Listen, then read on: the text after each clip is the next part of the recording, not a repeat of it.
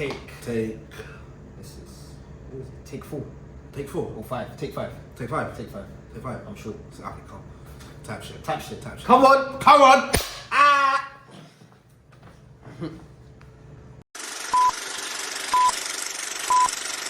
Hi guys and welcome to the Camera Reel podcast. I'm Ian Atuni. I'm Andre Sahu. And today we have another special guest. His name is...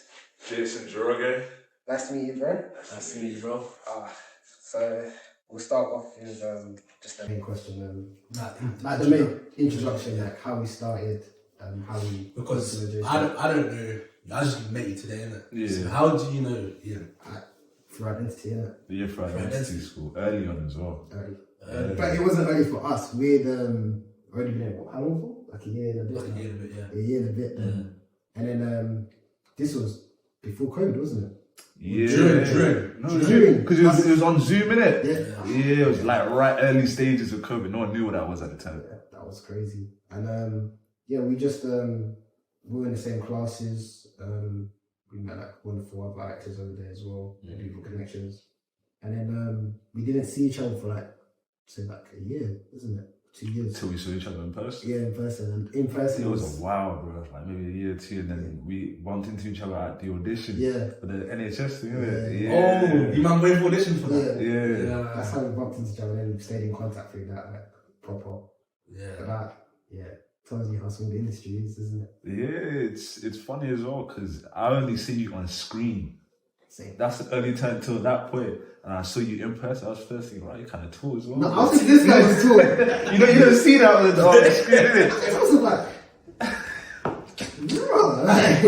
because I could tell you were tall, but I didn't think you were that tall, kind of thing. I think you took me by surprise as well because I remember I was going there and then I think I was sitting down and you came in. Yeah, so I was sitting down. Usually in audition, everyone's just like quiet. Yeah. I think we had like a form to fill out or something. So I was like reading out the form, and I was thinking, that was good. That was good to see. Because I just straight up, I was like, it's Jason. I knew straight away. I knew because you have a distinguishable face, like, very recognizable. I was like, nah. Yeah. Wait, how many times was the online class? I did us for like 1 or 2, right? Online. I think it was two times. Because for me, I got online. I can't remember. I left. It was like. I remember we was doing it at the same time. We were doing it at the same time. After the showcase. Yeah. So that was like what? 2020, 2021? 2021, yeah, that's around the time we were on, 2 terms. Yeah, 2 terms. That's crazy. But I remember, I think I must have done online with Identity for like a year and a bit or something. Yeah. Wait, so when you first joined Identity, was it online or did you do something? No, it was in person. In person. This was Identity, like before they got the new school. I remember we used to go to, they still had the school in Brixton, and the one in King's Cross. Okay, I remember I used to do third day. You remember third day? Third day? We only done 2 days. You didn't? Oh, because you joined around in the Zoom time? Or we joined before. Right, so there was like a third day option if you wanted to do it. Actually, no. There was a girl in our class I used to like, Mel. She used to do third day. Oh yeah, she took right. Yeah, so there was a third day, so you could like do 2 performances. At that point, I was like, alright, if I can get 2 performances in a term, that's at least twice more eyes and good and whatnot. I remember they used to do it at different schools, and I remember we used to go somewhere like in Shadwell or other places like near. Stockwell as well. Stockwell. Yeah, Stockwell. I'm not there. Stockwell. The fifth one, yeah. That's the nice one. That's the big old school as well. Towards it, that was really nice. We never got to perform next. Yeah, that's when we was training, and then COVID happened. And that's okay, yeah. So sad. But what happened is, I thought we was gonna go into the same online class, but he got put into your class, and then I got put into like a random class. Oh, okay. There was only a few people. I think 2 people in my class. Like from our class. There was no one from. Actually, no, wait. There was one. I think there was one. Yeah. I think there was one from my class. Usually, the majority of my class in Identity, especially early on, we stayed the same. Like there was never really a lot of switching around. We've switched that. Ours was so rare. Ours was bad. Yeah. You explain this though, because it's great from. Well, we explained this in another episode, but I was explaining to you. So we first went for the induction day. Okay. That's the first time I ever met Ian. Oh, so you both auditioned together? No, I auditioned. Induction the first day, yeah, man. Structured. Yeah. So then we looked at our fucking classes and we're like, timetables, and was like, oh, we're not in the same class. Because I met and I was like, this is gonna be good, isn't it? Was in the same class. So then we went in the room and the thing was speaking to us, and he was like, "It's a very, very slight chance that you'll be in the same class with each other, innit?" Okay. And then I was thinking, okay then. So we just kept in contact. Like it was just like Well, we weren't we really just checked up on each other. Like, how's your class going? Yeah. How's my class going? Until this guy texted me one day saying, our classes are getting merged. Out of he said, I remember he said, out of all the possibilities of like a very slim chance like your classes are getting merged. Yeah. His exact words were like, "Yeah, if you guys think of there's a chance you guys just forget it. Like, that's not happening." Those are kind of similar words he was saying, and then literally got merged and then just became close friends ever since. That's lit, man. Yeah. It's crazy. From then, and That's beautiful, man. Especially because in identity, when it comes to classes, it could be so sporadic sometimes. I was in so many WhatsApp group chats, bro. Crazy. Bro, so many different class group chats or whatnot. I think what's funny is after we actually met in person, I think that's when we actually got closer. Yeah, 100%. Which is crazy. Yeah, because when you have, I feel like, I guess it's like in real life as well, innit? Like if you see someone like personally, you build you can More build a relationship kind of thing, and you can tell by judging characters or kind of just in real life kind of thing. It's kind of hard to do behind the screen. Yeah. okay, I've got a question for you. So, how did you get into acting?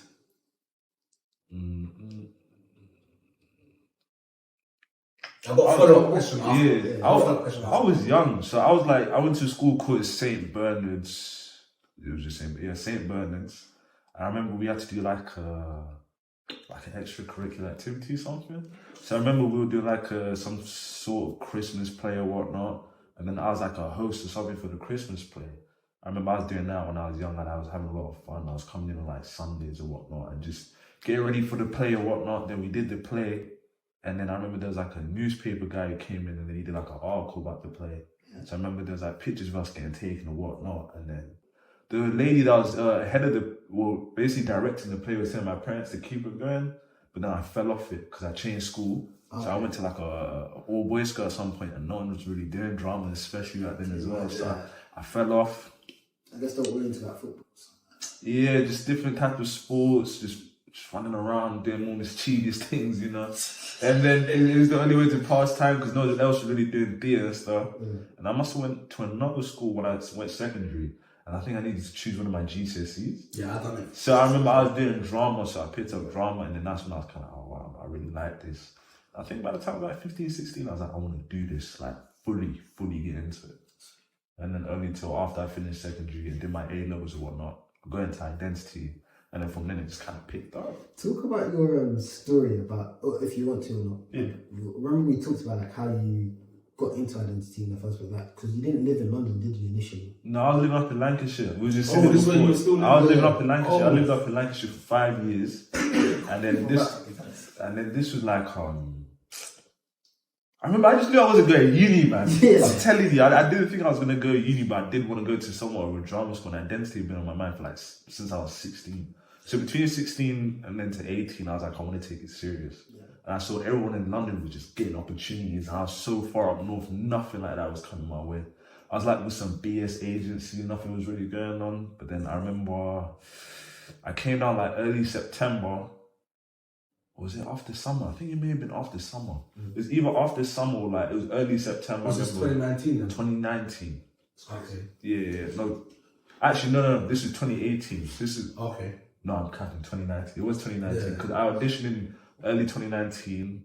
I remember there was two people. I don't want to say the black and white guy, but there was two different. There was a man and there was a woman. Yeah. I remember. Was the black guy like? It wasn't Fenny, but it was like You know, I think he was in my audition as well. he was the second man. What's the guy's name? Wait, Mark. No, I'm not sure. I forgot the guy's name. But he's like a no play type of guy, isn't it? Yeah. He was in my audition. So he was there in the audition. He was like, I thought they were doing good cop, bad cop for real, because the lady was so nice, and then this guy wasn't having. Was the lady girl?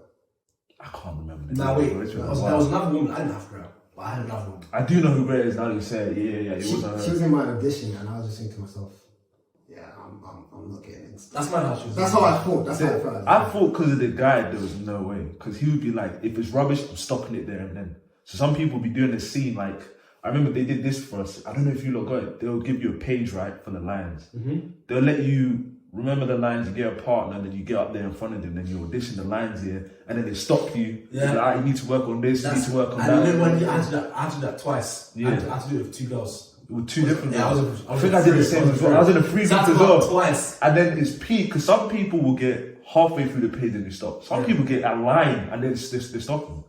So then there were some people that went halfway the first time, they're thinking, like, that's good. If I touch halfway or more, that means I improved, that means they're gonna like me. And then some other people, they touch halfway the first time, and the second time they get 3 lines and they're like, nah, not going for it. So I remember everyone was thinking, you need to get past the first time, you gotta stop. And then I remember that's when I was kind of like, all right, this is what drama school kind of is. That was fun though.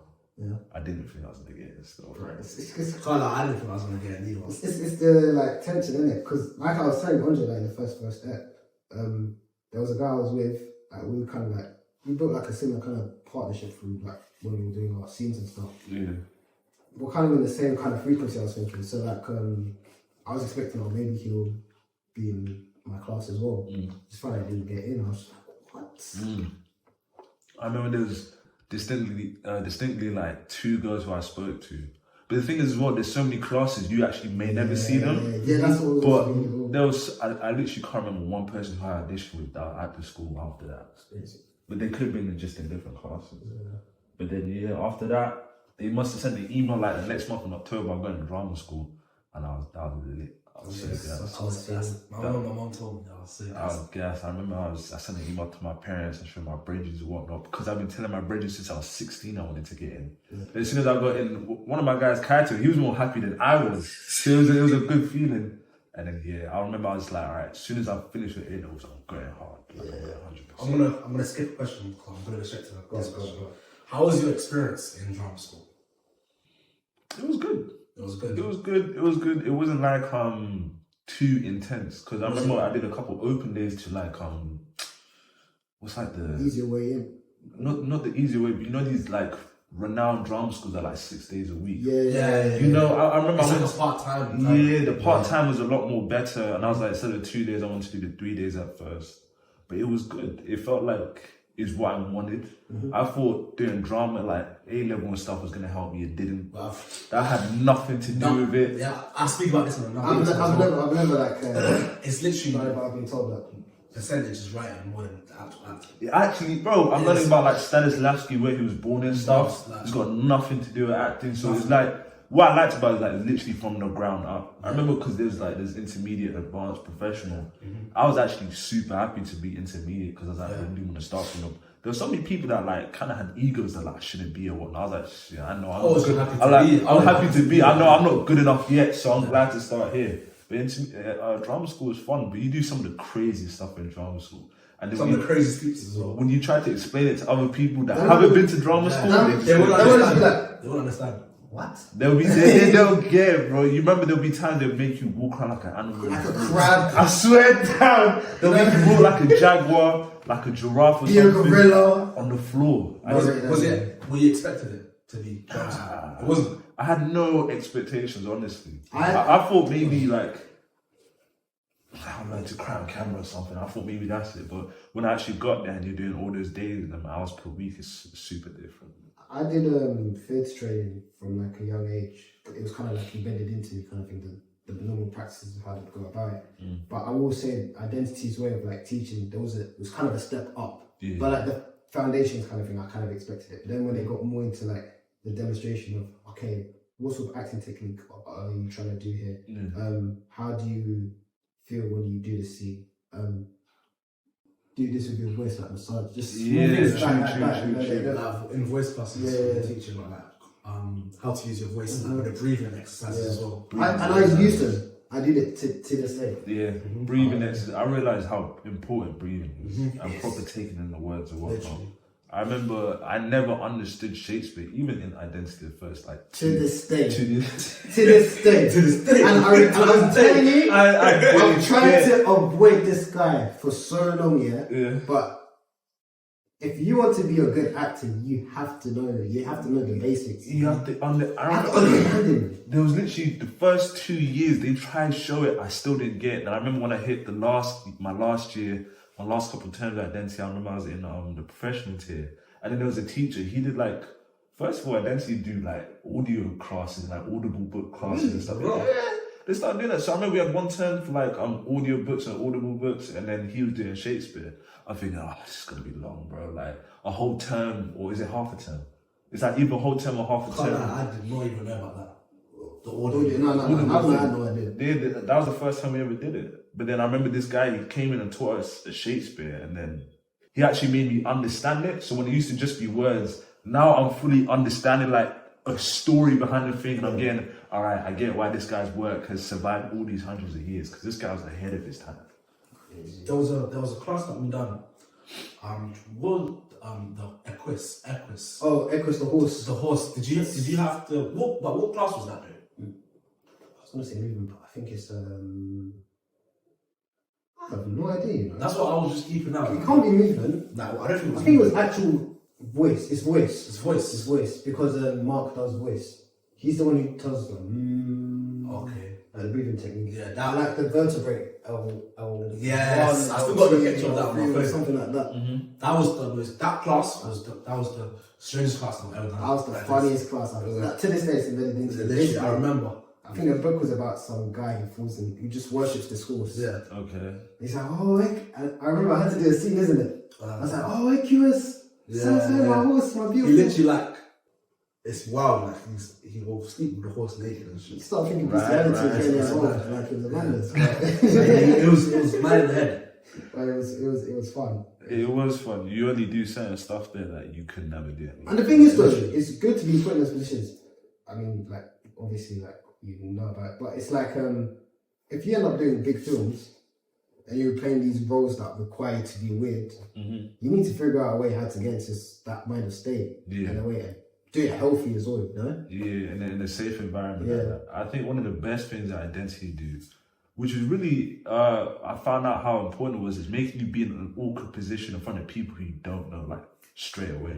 So now when you get to these like audition rooms, you get in front of these big like studios or stuff like that, and you're doing work in front of them, there won't be like a lot of time for you to establish a relationship with them. It's literally like, hi, how you doing? Your name is this, stand here, ready, alright, go. You need to do it straight away. Doing some stuff with someone you've never met before. But Identity really made you you're very secure in it, and you'd be like, bro, I've done way worse stuff than this. Because I think I've talked about this before, but Danny Kula in one of his interviews, he mentioned about when you go to the audition room, do your thing, then cut. Yeah, I saw that. Don't say hi, bye. Yeah. As soon as they say cut, just cut. And I've done that ever since I watched that interview. It works out better. I remember the first time when I was doing like auditions or whatnot before I got to Identity or had like a proper agent, I used to do this dumb up. You know how bad it is. I remember I went to this like commercial audition. There's like, first of all, I didn't even know there would be this many people sitting down just to watch me. There was like 10 people. Is this in London? Yeah. It was like for something happening in Africa. It's like a drummer or something. Isn't it Oxford Street? I can't remember, bro. But I remember it was somewhere in London because I remember there was a congestion charge. Yeah. I remember that's what stuck out my head. I was like, that charge. There was a congestion charge. And I remember I shook the first two people's hand. Yeah. I saw everyone else. I'm like, oh, I actually shake everyone. So I'm going around shaking everyone. Now towards the end, I'm not even giving them a proper handshake. I'm like, all right, cool, gotta move on. But it just it's good to make sure you say hi and everything. Make sure they remember you, but don't do too much. Yeah. Because they can always tell. So, what made you realise that acting was going to be like your main career? Like, I'm going to be acting now. This is it. And was there like any actors that you looked and you thought maybe pushed you to believe that, yeah, this is what I'm going to do kind of thing? John Boyega? Yeah. Because I remember I saw him from Attack the Block. Yes. Everyone watched Attack the Block. I used to watch with my cousins, family, all that stuff. I remember I saw him from that. At that point, I only knew him as Moses. I remember at one point I see Moses on a Star Wars poster. I'm like, wait, that's Moses. I'm thinking Moses is on Star Wars, and then he's also from Peckham, and then his family's like in the ministry or whatnot. So I remember that was the first point. I was like, all right, I think I can actually do this. Yeah. I remember I was in GCSE time because we were like in secondary, isn't it? Yeah. So I remember I was in my graphics class, and then my friend was just going on like, "Yeah, bro, have you seen the new Star Wars film? Bro? I'm gonna get the DVD. I'm gonna go to the cinema. I'm gonna pre-order the I was just like, what? And I'm just seeing like John Vegas face, and I was like, It was a surprise. no way. And it felt like he was someone who I knew. I feel like he changed the game. He in a way, To get Star Wars is big. That's a big thing. Big thing. And I know he's probably done a couple things in between it, but that's the one that stands out. You know what I mean? So then when you see someone like that, especially when you know him from this, it's not like a small indie. Attack the Block was pretty big, but it's like this is like a classic. Yeah, everyone in the UK will know about. They know that, innit? It's a niche kind of viewership, but with Star Wars, this is global. You're global. I I remember seeing him go to Hong Kong on a helipad. I'm thinking, wow, he's gone clear, like. And then that makes you. And then also, I think I found out Idris Elba was British, and I never knew that. I didn't. I saw him in The Wire. I saw him in like Thor. That's the only time I saw Idris Elba, but he always had an American accent. There was a film he done with I think it was Beyonce. Yeah. And he was doing an American accent. Yeah. And I had to ask Mum, like, Mum, is he American or English? She's like, no, it's English. Wow. So when you find out those little surprises, it's good. So when you see people like that look like you as well, you're like, all right, if they can do it, why can't I do it? 100%. And going back to that, like when you look at the actors that you look up to, was there any like specific techniques that you looked at and you were like, well, I kind of understand the trick to this kind of thing. Could I try and body that? Or I don't know about technique. I remember I used to listen to a lot of interviews on podcasts when I moved back down to London. So I'm hearing everyone's methods. I felt like someone who was the most descriptive and open was Daniel Kaluuya. So he was very open with how he talked about his process and whatnot.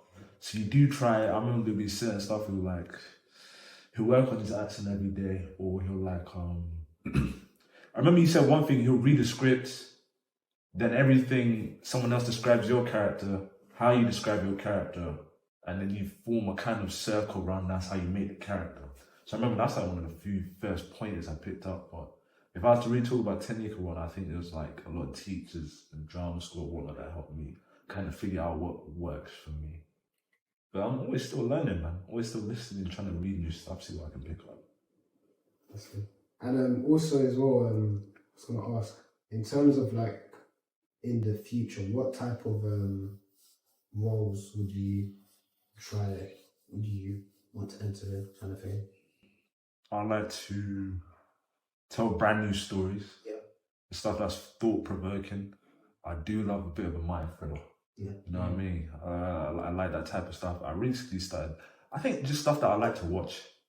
That's probably the best way to put it. Stuff that I like to watch. And then stuff that can also make a difference. You remember there was a thing about the Central Park 5 on Netflix. You remember this show? When They See Us. Yeah. When They See Us. I remember When They See Us. I remember I watched it with my brother. I've only watched that once, by the way. I can't watch it again. Same. It was I don't like to watch stuff like that. It got me so infuriated. But that type of stuff, I remember When They See Us when it came out, it made such a shock that they actually reopened an investigation on the woman that threw all those boys in the prison and whatnot. She'd been making all these millions of books and stuff. It touched so many people's hearts. They reopened, I think they did a voting thing to get an investigation opened on it. And they actually opened an investigation on it. I remember, I'm not saying necessarily I want it to be like that, but I want something where it touches someone that much where it makes them want to make a change or something. I've got a deeper question. Why do you act?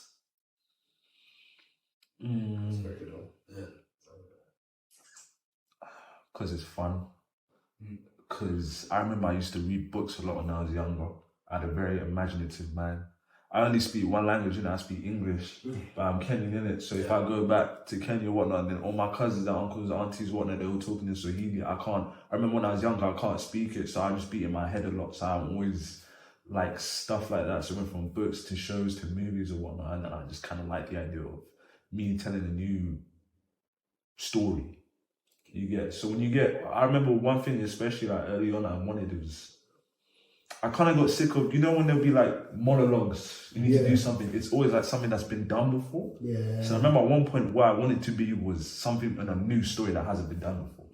I remember that was something that I was really, really pushing for. So when it came to trying to book acting jobs or something like that, I wanted to do something that was brand new, a character that I could start with, a story that I'm starting with, and we see where it goes from there.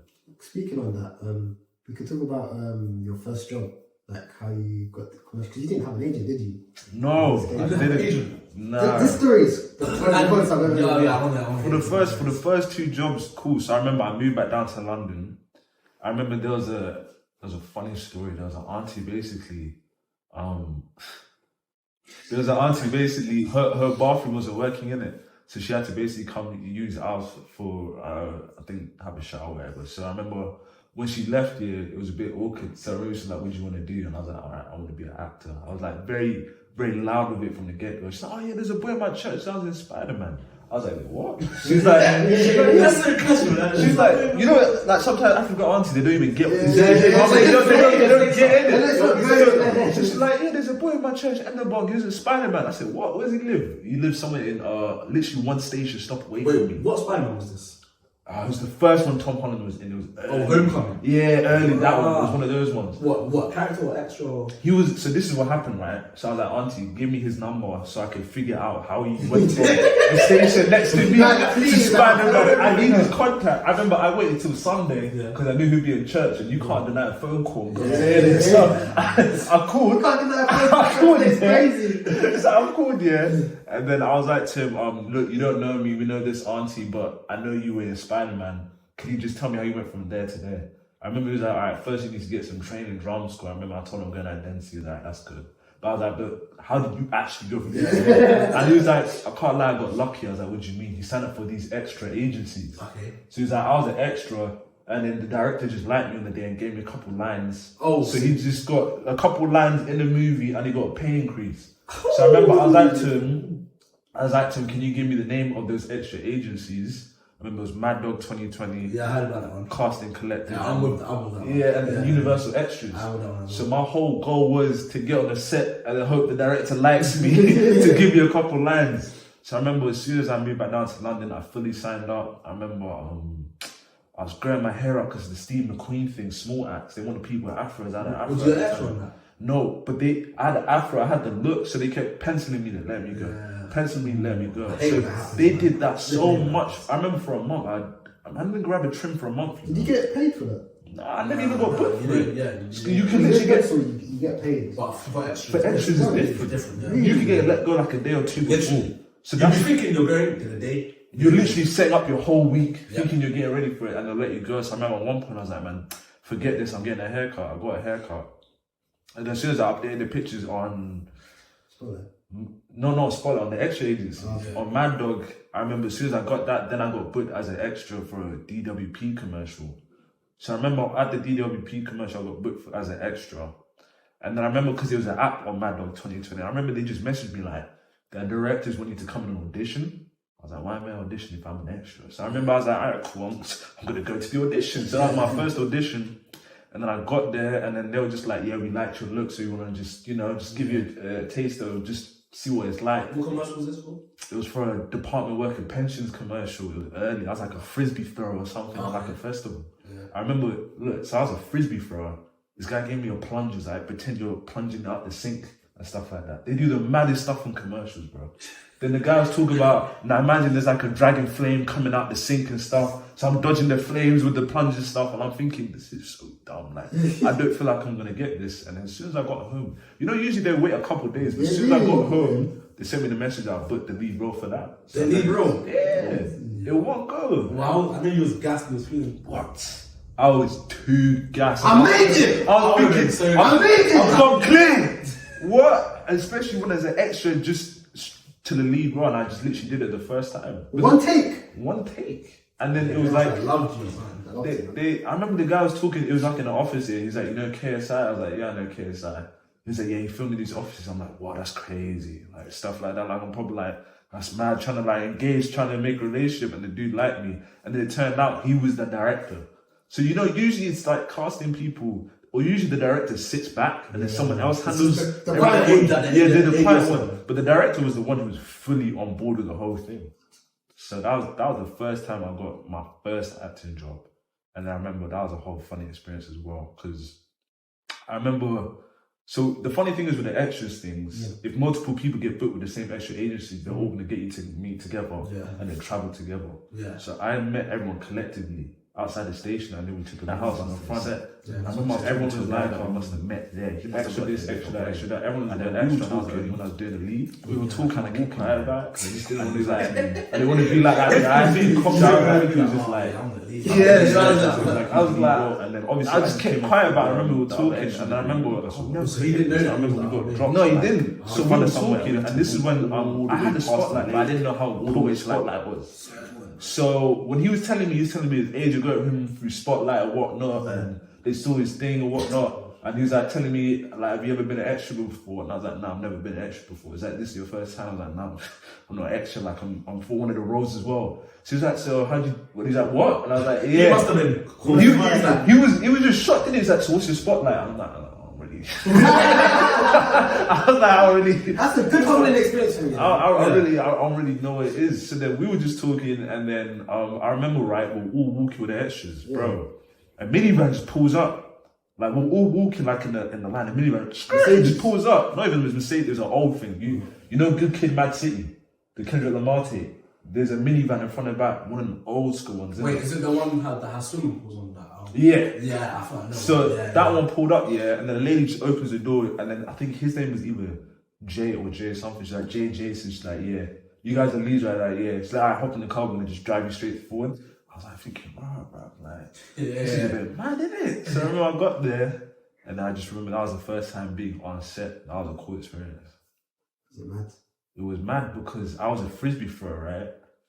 They gave me the different type of frisbee. There's like, if you want to make it straight, you get a heavy frisbee that goes. They bought like a cheap, flimsy frisbee. You have to go up. So I was trying to do it straight.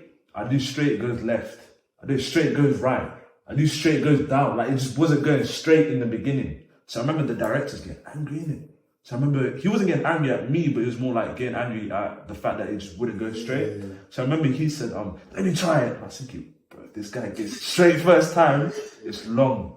He threw it, it went right. It didn't go the way he wanted to. And I remember he started lashing out on one of the people that bought the frisbees. He's like, why the fuck would you buy some cheap frisbees? They're proper cussing him out. Like, threw the frisbee and left. And I'm thinking, wow, so is it really like this on set? But that's the only time I've actually ever seen anything like that. Madness. Your first time as well. First time. I was thinking, because you usually see the Hollywood directors. Yeah. I'd scare the life out of me. I was shook, but I was actually praying he wouldn't get it right first time. I was thinking, if you threw it straight, now he's going to get onto me. Nah, it wasn't happening. What about the FIFA commercials? I like that story. Yeah, the FIFA commercial. That's how I clocked. You'd done some acting experience jobs as well before I saw you. Wait, what FIFA was this for? It was FIFA 21, FIFA 20, FIFA 21. That was also through the extra agency. I said that was through the extra agency. So that was through Casting Collective. Yeah, I got a couple jobs from that. Yeah, so that was a good part about it. So I remember. So you guys listen to this, yeah? It all helps. It helps. These extra agencies, you can literally. I always tell people you can find a diamond in the dirt. You can tell them there as well. You can find a diamond in the dirt. Diamond in the dirt. Diamond in the dirt. So I remember I'm chilling. I get an email, and there's for FIFA. This is the FIFA thing. They're like, "Would you want to do it?" I'm like, "Yes, I want to do it." And then I'm just gonna say no. Yeah, I'm gonna say no. So I'm thinking it's for an extra again. I'm like, cool, I'm gonna be an extra. But they're like, no, they want to audition you thing for the lead. So I was like, cool. And I'm seeing how much they're paying. I'm like, all right, cool. I know the biggest guy in crazy. Yeah, the whistle. I was. That's it. I got it. I was thinking, especially from extra agencies, I just didn't get it. So I was thinking, all right, cool, they want to audition you. So I'm like, they're like, keep this day open. It's like on a Tuesday. I remember I shaved, got a haircut and stuff. So I'm thinking, I got my laptop, I downloaded Skype. I think they want to talk to me through Skype. And I get a phone call, It's like a WhatsApp video call. I'm like, what? So it's like some random number calling me on WhatsApp. I'm like, I pick up. He's like, yeah, hey Jason, I'm Steve. I'm going to be the director for the FIFA thing. I'm like, oh, what's up, Steve? I got my whole laptop set up there. I got the angle, the lighting. Now I'm talking to him on my phone.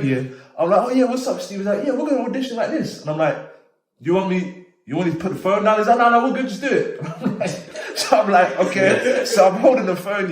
He's like, all right. So imagine the Champions League trophy just appears in front of you and you're shot. So I'm like, And I do the reaction stuff. And then something like that. I'm holding the phone like that. He's laughing. He's like, alright, do it like this. I do it again. He's laughing some more. He's like, yeah, you got it. But he said that. I'm like, yeah, man, get out of here, man. Like, you know what He said that you got it. He said I got it right there on the phone. No, I'm not, man. You know what they're I'm the best, you know. They're the best. Like, I hear that stuff, yeah. I remember. They probably knew that he was gonna get it. They just wanted to give. They just wanted to see what it was like, innit? Yeah. So I'm thinking, how many times I've been penciled, let go. How many times I've been told for, because even after the DWP commercial, it's still a couple months of just nothing in it. So I'm thinking, I'm ready now back to that state of, you know, this guy's just chatting, he's chatting rubbish in it. I remember the next day or two, I got sent a contract. I'm like, I signed the contract. I'll sign the contract. Let me see what he's talking about. Okay, it's legit. And I remember I went to the FIFA set that next week, and bro, FIFA, or it was like a FIFA Champions League thing. Bro. That must have been so sick.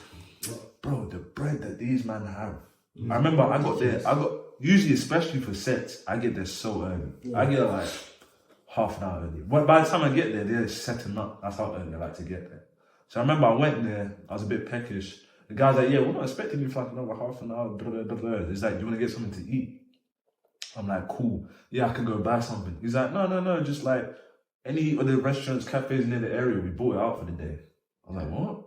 He's like, yeah, so like, just go into any, just go into any of these shops, just say your name and say the thing, and they'll give it to you for free. Free, bro. I thought he was I went to 3 different shops. Yeah, I'm Jason, and oh yeah, we know. Alright, what do you want? Yeah, we know. That's not. I'm thinking, what? I'm thinking I just said I'm part of the FIFA thing. They're like, alright, cool, FIFA thing. Alright, cool, yeah, you can get what you want, bro. I was getting the maddest combinations. I got like a panini with a hot chocolate.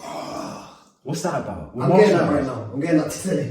Hot chocolate. Yes. With I know about that. Nah, actually, I've never had that before, but I was thinking, I'm feeling experimental today. Because they said you could get whatever you want, everything free. And I remember even after that was for breakfast. I mean, then we were shooting during the day, and then we had lunch.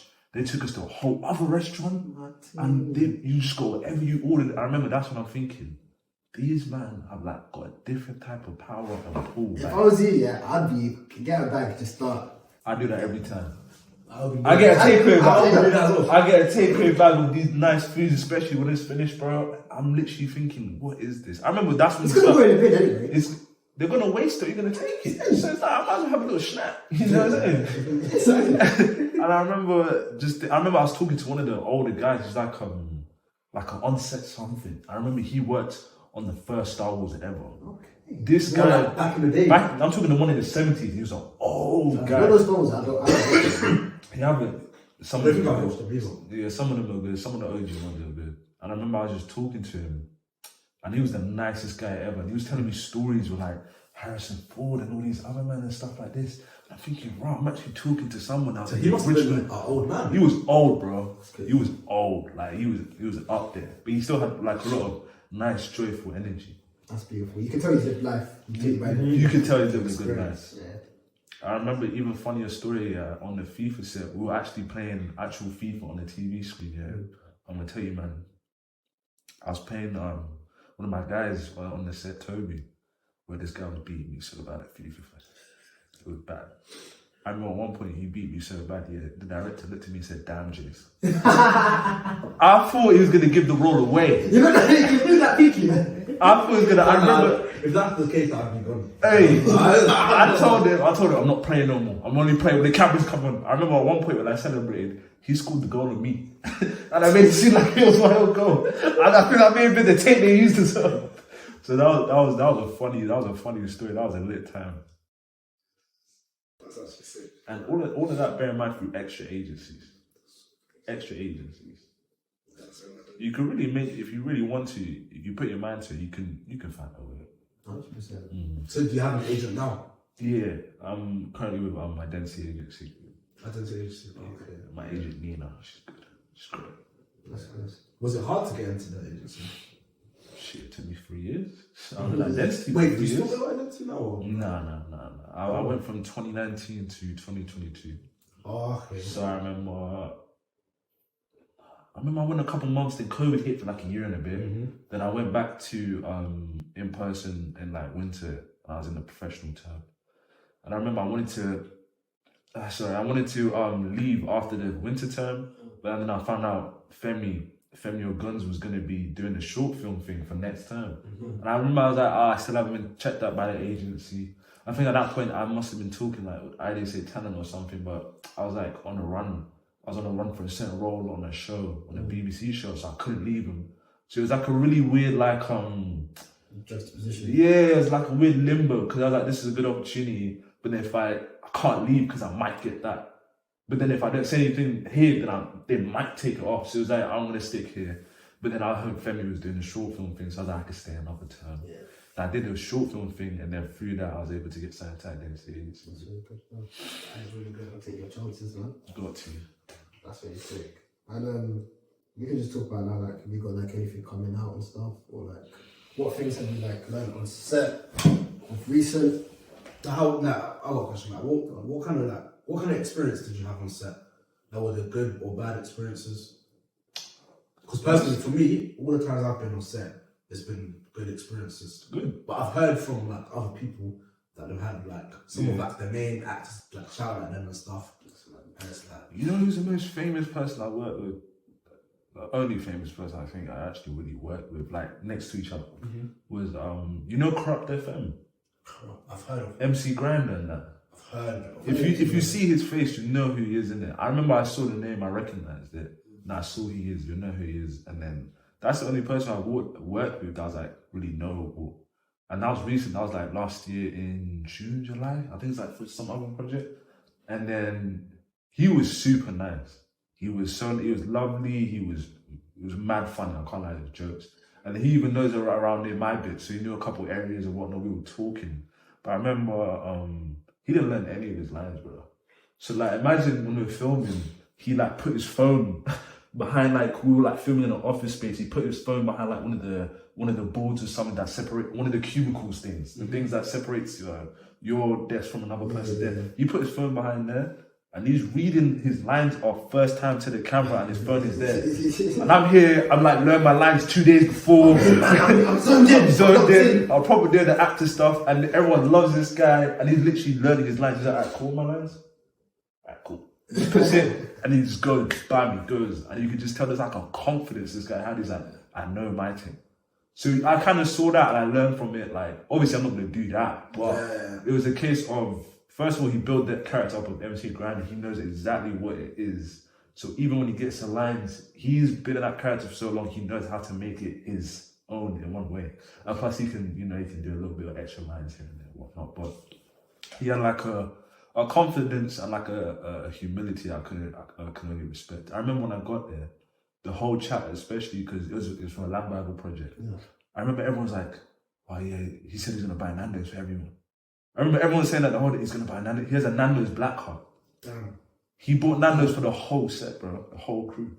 I'm telling you, there was already food there lined up. Some nice food as well, And I remember at one point, it must be like halfway through the day, you just see bare people carrying bags and bags and bags of Nando's.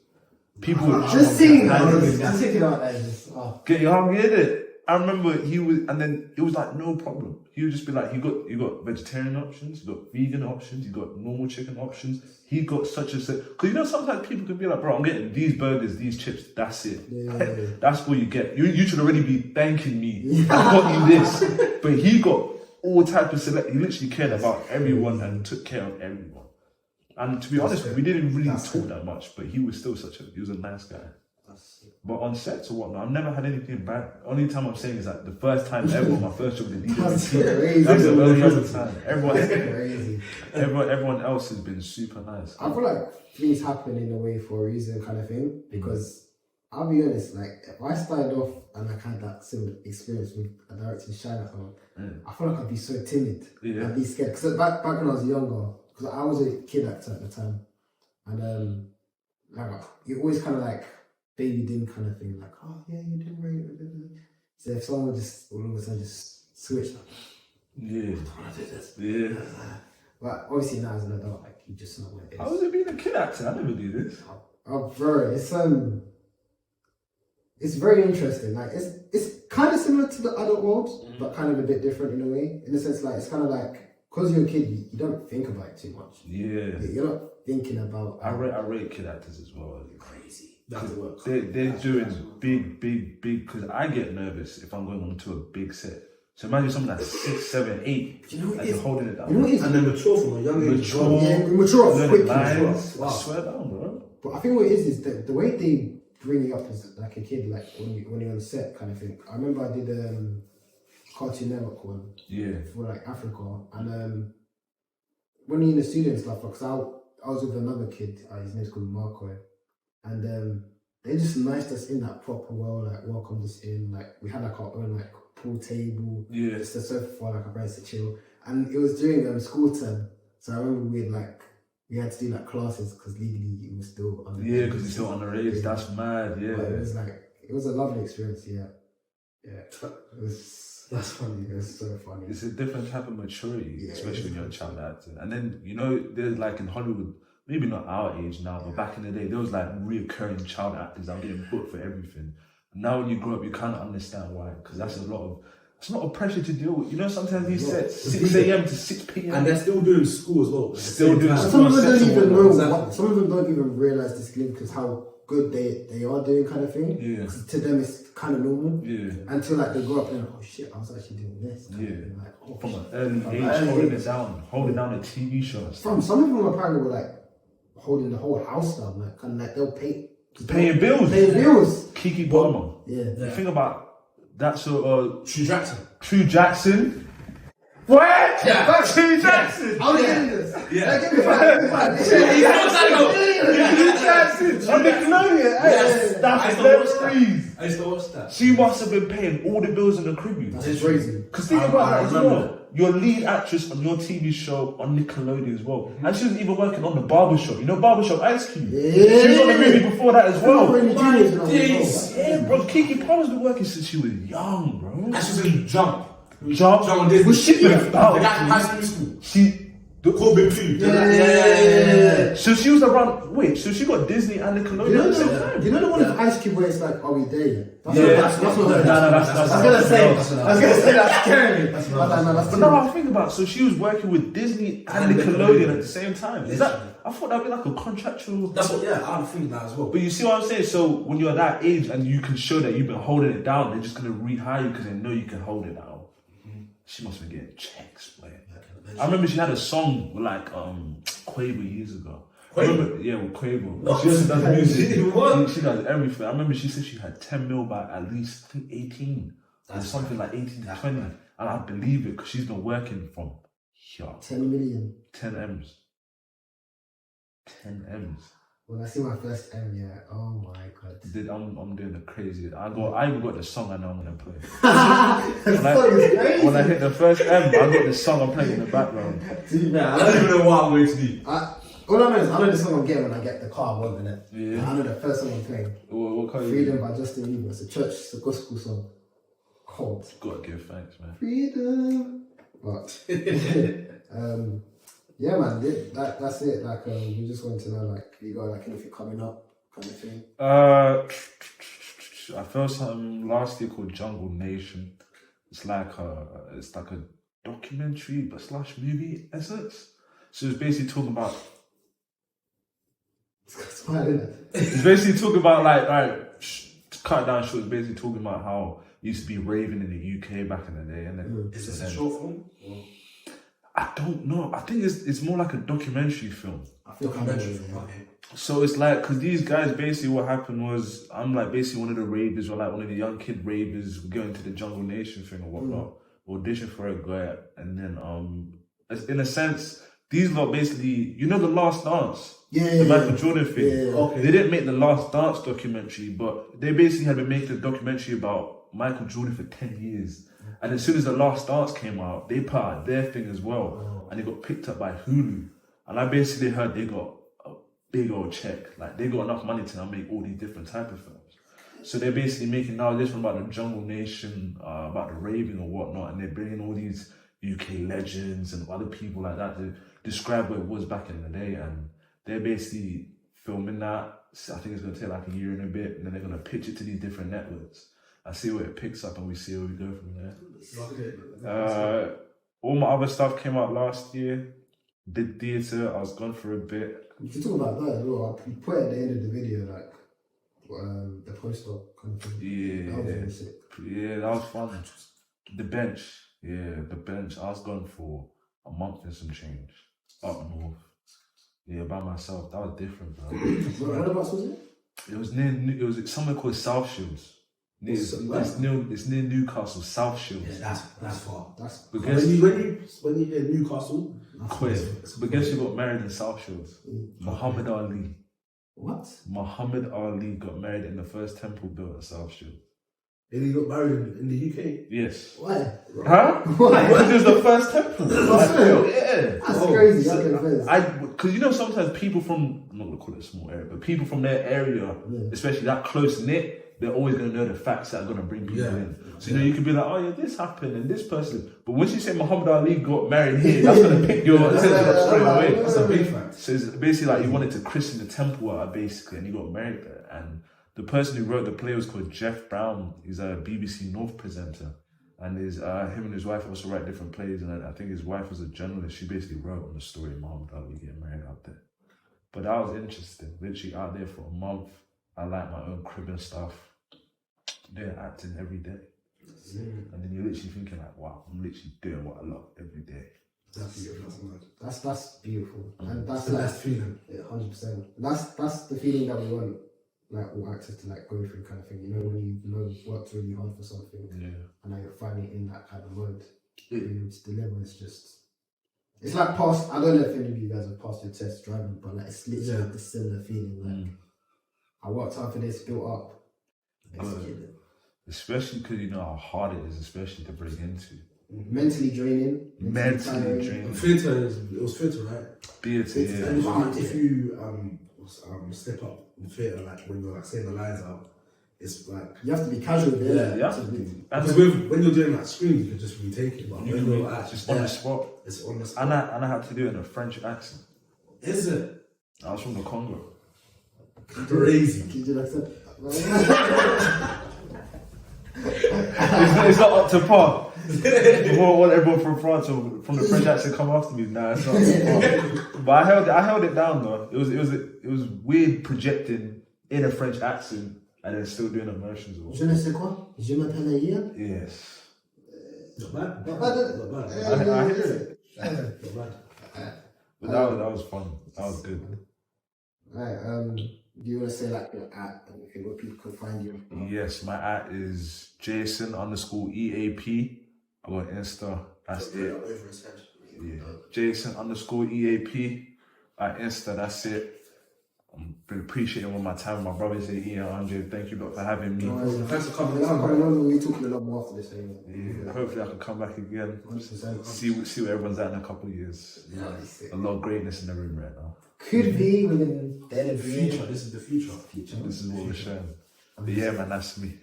Thank you guys for watching this episode. We hope you enjoyed it, and we hope to see you in the next episode. Make sure you like, comment, and subscribe. Yep. In the. Alright, peace. Alright, yeah. That was fun.